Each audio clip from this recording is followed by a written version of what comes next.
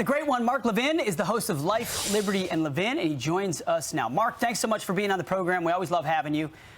We'll get to the Ukrainian foreign policy side of things, but first, Jill Biden seems to be driving the train on whether Joe Biden runs again. What do you make of all of it? Well, Joe's not done destroying the country, is what I make of it. I mean, open borders, fentanyl pouring into the country, massive inflation. The labor market's tightening now. The Fed is increasing interest rates to try and counter the disasters that he's created. We have the potential for war all over the world, not because we do too much, but because they see a feckless, weak president, and they're right. They claim to support the environment. He hasn't even found time to go to Palestine, Ohio. They don't support the environment. They've undermined law enforcement. We have crime in this country we've never seen before. We have a massive, massive debt, thanks to him and the rhinos in the Senate. So Joe's not done, you see. And the nation needs to unite around Joe. And, of course, Joe's propaganda and rhetoric is very uniting, too. Even during the height of the Civil War, Lincoln didn't talk about Southerners the way Joe Biden talks about Republicans today.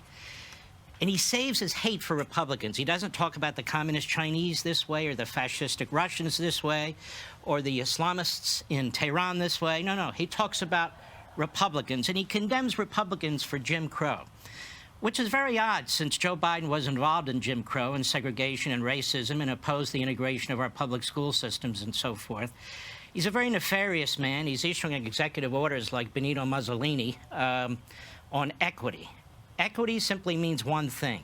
Certain groups of people in this country will be benefited. Certain groups of people in this country will be attacked. Let me just say this as a footnote.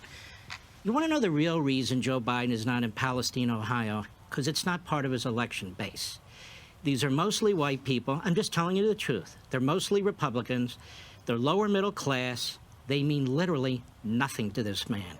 They don't have a civil rights movement defending them. They don't have an environmental movement defending them. Hollywood's not coming there. Most of the shows on MSNBC and CNN don't give a damn about these people. That's why Joe Biden's not in Palestine, Ohio. So he would be a disaster. He's a one-man wrecking ball.